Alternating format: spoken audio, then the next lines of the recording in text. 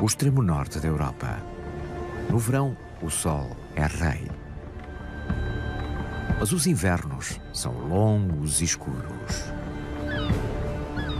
Aqui, entre o Polo Norte e o Círculo Polar, a vida tem de resistir a mudanças radicais. Todos enfrentam os meses de escuridão e temperaturas extremas. Alguns podem preferir o inverno. Perigos mortais e beleza gelada andam de mãos dadas na noite polar.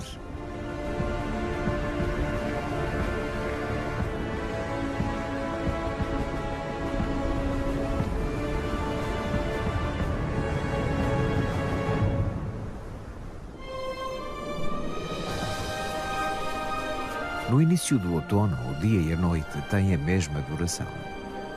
No extremo norte da Europa, o sol está baixo no céu. As sombras ficam mais longas e, de agora em diante, os dias tornam-se cada vez mais curtos. Mas antes que a escuridão envolva por completo o círculo polar, a natureza apresenta os frutos dos longos dias de verão. Para os animais da floresta, a abundância de alimentos chega no momento certo. Esta fêmea necessita de muitas calorias para conseguir produzir o leite suficiente para a sua prole. E terá de consumir mais ainda para obter as reservas de gordura que necessitará para a hibernação de inverno. Ela come sem parar, ganhando até 3 quilos por dia. As crias imitam a progenitora entusiasticamente e aprendem a procurar o seu próprio alimento.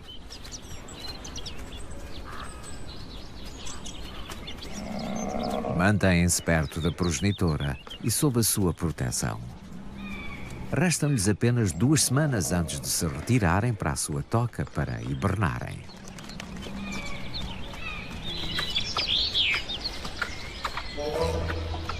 Por outro lado, o esquilo armazena sementes. Permanece acordado durante todo o inverno e precisa de se alimentar com frequência.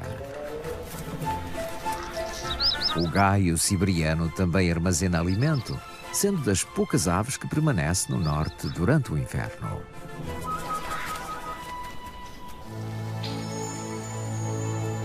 No final de setembro, as horas de sol vão diminuindo. No Ártico, o outono é muito curto. Nas pastagens de verão, o alimento abundou para as renas. No outono, continuam a armazenar as reservas de gordura para o inverno. Em breve o tempo mudará e, quando não restar mais alimento aqui, terão de seguir em frente. Mas ainda há muito com que se banquetear.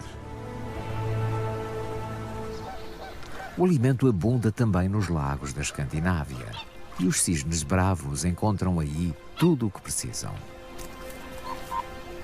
Nas margens ainda há muitas bagas.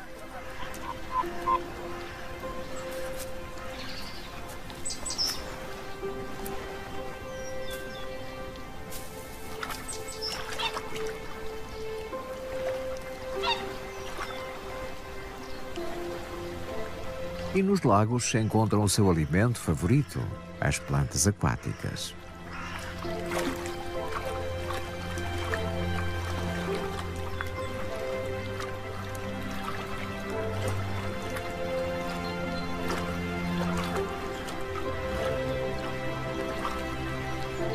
Mas mal os lagos congelem, perdem a sua fonte de alimento.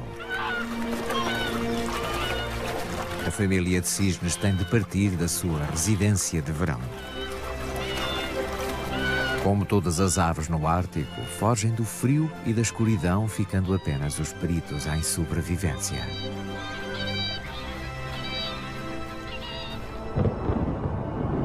No início de outubro, as temperaturas descem e atingem valores negativos.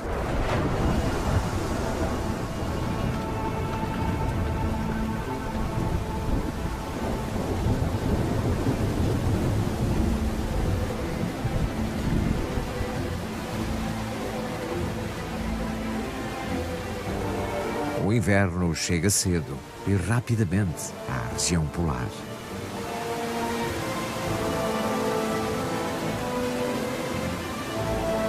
Com as temperaturas a rondar os 0 graus, a chuva transforma-se em granizo, que anuncia o inverno.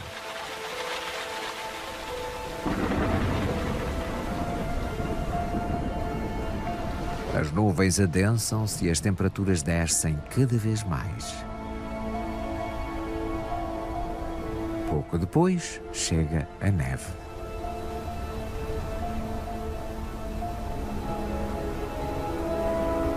Toda a vida parece ter desaparecido.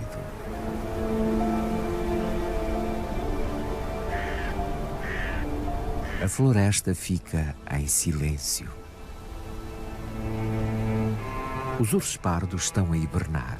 Permanecerão nas suas tocas durante cerca de 7 meses. Poupam energia, abrandando os batimentos cardíacos e diminuindo a temperatura corporal. Ficam dependentes única e exclusivamente das reservas de gordura. É assim que sobrevivem ao duro inverno.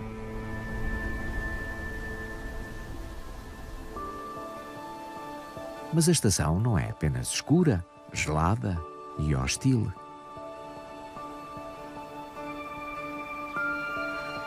Naqueles dias em que o sol de inverno espreita sobre o horizonte, a paisagem transforma-se numa joia reluzente.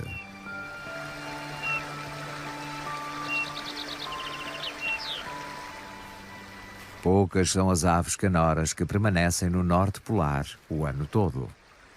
Entre elas contam-se os coloridos pintarroxos de bico grosso e o pintarroxo de Ornament. São resistentes e ainda conseguem encontrar alimento.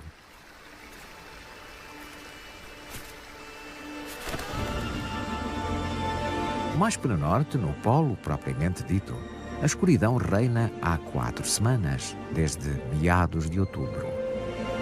Mas mais para sul, os dias também começam a ficar rapidamente mais curtos.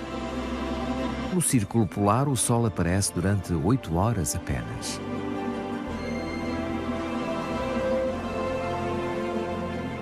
Os dias dourados do outono chegaram ao fim. O tempo das transformações radicais chegou. Para as renas também.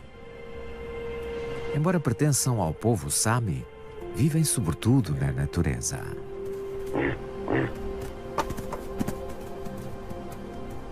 Estão adaptadas a uma vida no frio e na escuridão, e até mesmo no mais árido dos invernos escandinavos conseguem encontrar alimento suficiente para sobreviverem. Embora para isso tenham de percorrer grandes distâncias. Em novembro, pequenos grupos juntam-se e formam grandes manadas. A certa altura, como se uma ordem inaudível fosse dada, a migração para as pastagens de inverno começa.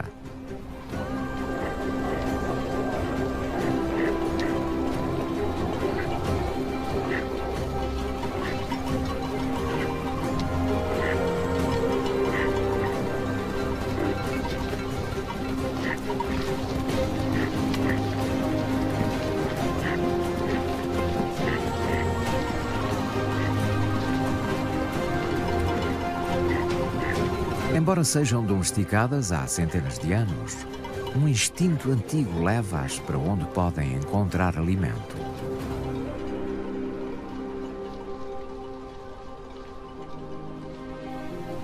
Os extremos sazonais nas regiões polares da Terra são causados por um fenómeno astronómico.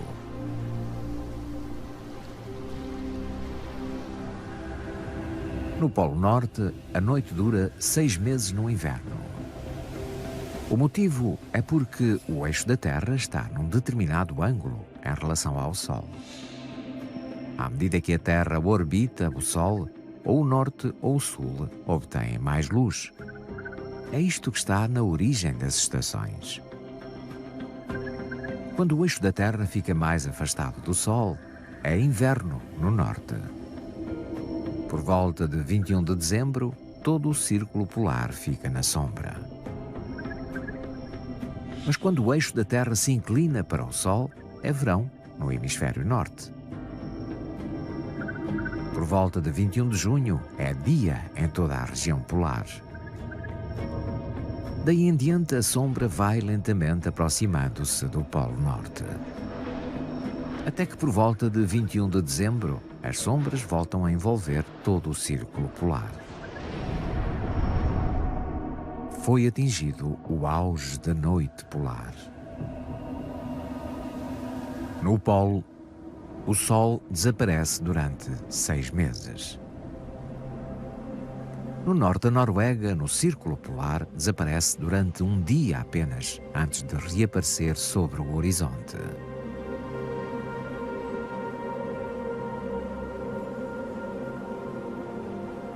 Mas até mesmo os seus raios indiretos conseguem iluminar os céus, criando todos os dias um curto crepúsculo. Nas próximas semanas e meses, o extremo norte será dominado pela escuridão. As noites são muito longas, tornando claramente visíveis as auroras boreais.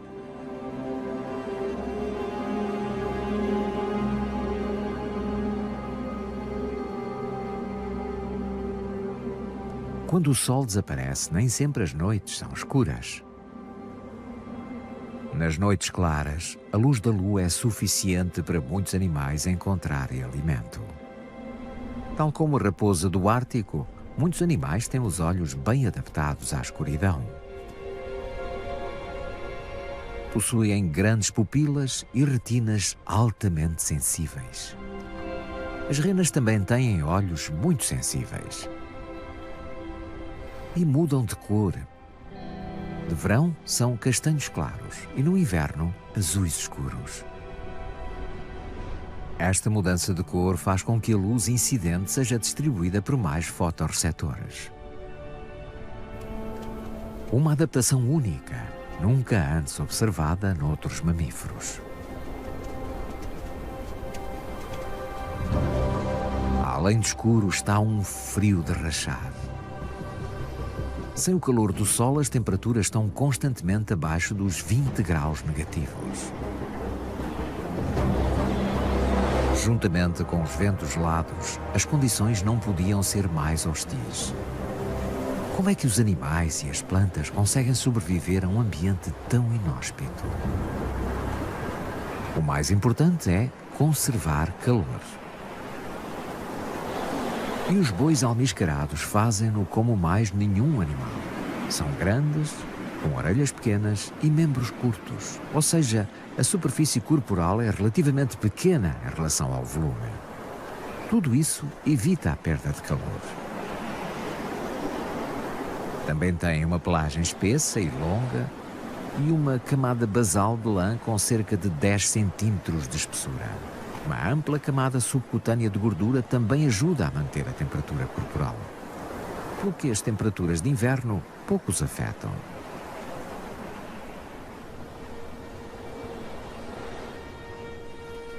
As renas também se encontram adaptadas de forma muito eficaz às baixas temperaturas. Também lhes cresce uma pelagem espessa e felpuda. Os pelos das renas são ocos. Esta característica cria uma bolsa de ar que as isola do frio.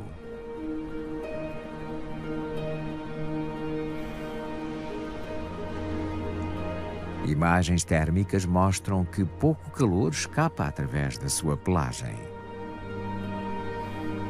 O nariz da rena é igualmente invulgar. Graças à sua estrutura interna, o ar inalado é aquecido antes de chegar aos pulmões. E é uma zona muito bem irrigada. Pelas imagens térmicas, parece mesmo Rudolf, a rena do nariz vermelho.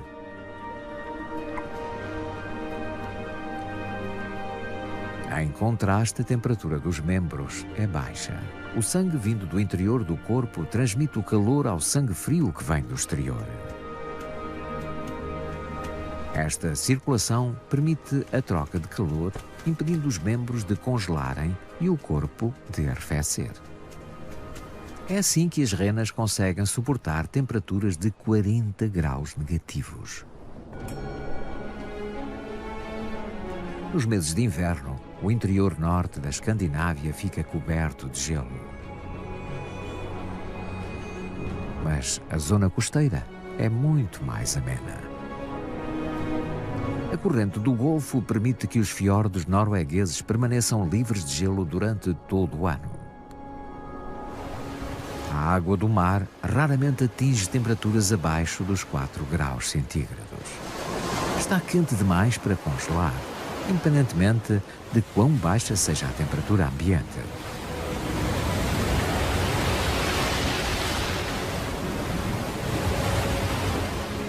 As correntes oceânicas temperadas promovem a existência de uma biodiversidade invulgar, mesmo nestas latitudes.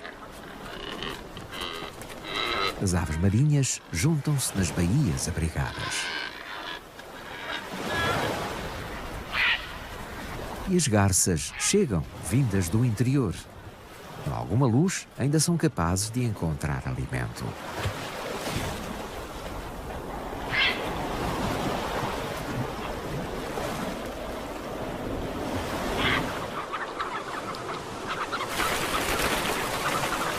Os pilritos escuros deslocam-se em grandes grupos. São as únicas aves limícolas que passam o inverno a norte do Círculo Polar. As poucas horas de crepúsculo são mais que suficientes para se alimentarem. As águas dos fiordes noruegueses mais a norte constituem uma fonte de alimento natural incrivelmente rica. Milhões de arenques passam aqui o inverno.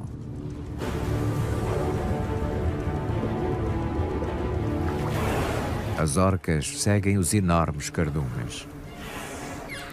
Durante o inverno, quando a luz escasseia, elas intensificam os seus sinais acústicos para se orientarem e comunicarem umas com as outras durante a caçada. Algumas orcas empurram os arenques até à superfície, onde uma delas os aguarda. Bate rapidamente com a barbatana caudal no cardume. Os peixes ficam atordoados e tornam-se mais fáceis de apanhar. O alimento será mais que suficiente para todas. Durante estes ataques, as orcas matam toneladas de arenques, mas consomem menos de 1%.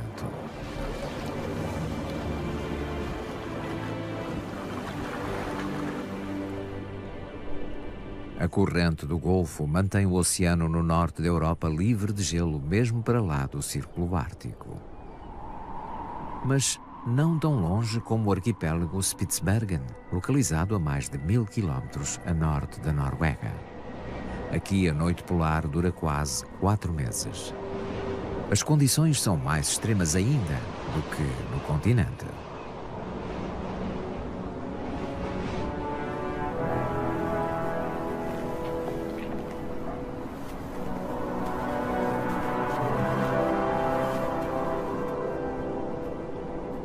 É nesta altura que o urso polar se encontra no seu elemento. Não há nenhum animal mais adaptado a seu habitat do que o urso polar. A sua pelagem quente não cobre apenas o corpo, cobre também os membros e as grandes solas das patas que os impedem de se enterrarem na neve. Uma camada espessa de gordura isola-o contra o frio, até mesmo com temperaturas de 40 graus negativos. Este jovem macho anda à caça de focas. O mar gelado à entrada do glaciar Spitsbergen é a sua zona de caça.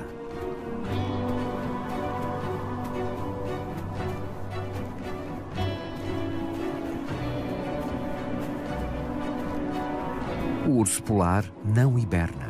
Pelo contrário, é durante o inverno polar que se encontra mais ativo. E desde que haja gelo e neve suficientes, o urso polar é o incontestável rei do Ártico.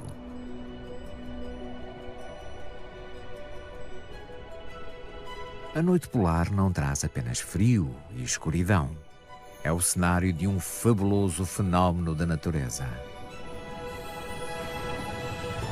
A aurora boreal transforma o céu noturno de forma mágica.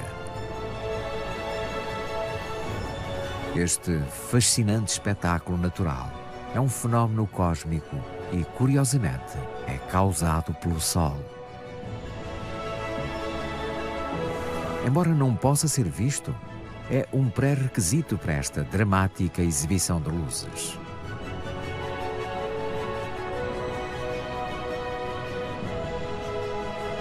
O Sol lança para o espaço grandes quantidades de partículas carregadas, os chamados ventos solares.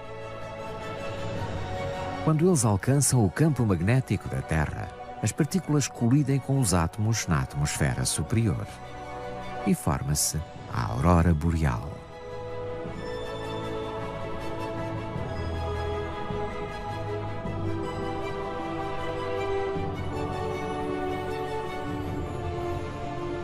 Quando o dia fica mais claro ou quando a lua surge, a aurora boreal desaparece.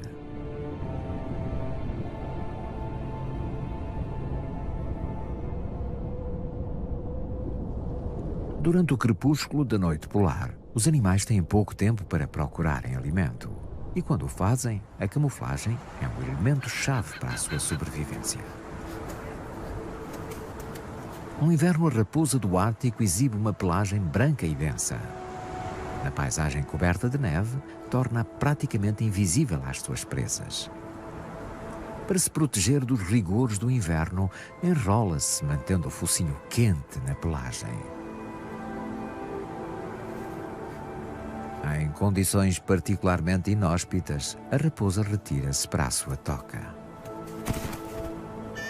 As lebres árticas também mudam de cor da sua pelagem, de castanho acinzentado a branco, e ficam praticamente imperceptíveis.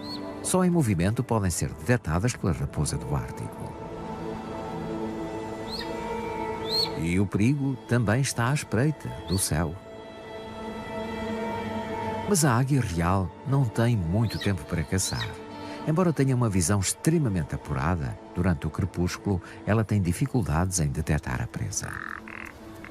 O lagopo de branco está camuflado quase na perfeição.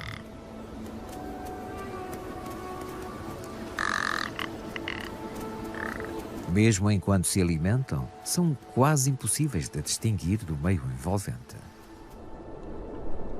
A natureza nem sempre favorece o predador. Mas sem camuflagem, a sobrevivência torna-se mais difícil.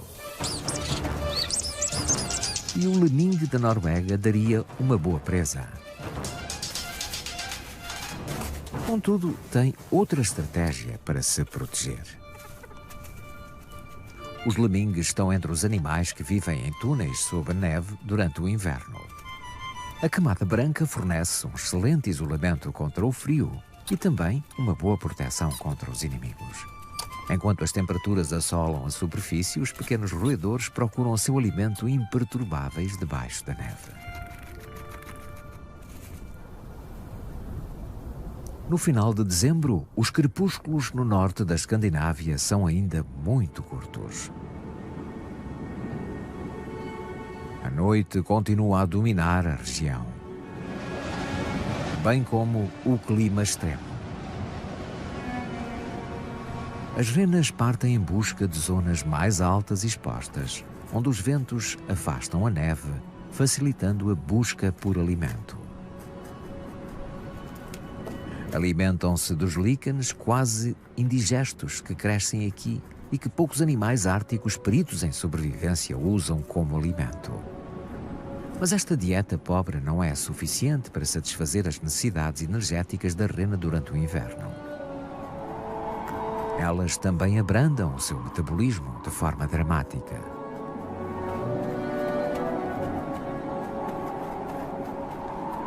E dependem sobretudo das suas reservas de gordura. Apenas aqueles que se alimentaram bem durante o verão serão capazes de sobreviver durante o longo inverno. Os doentes e os fracos têm poucas hipóteses.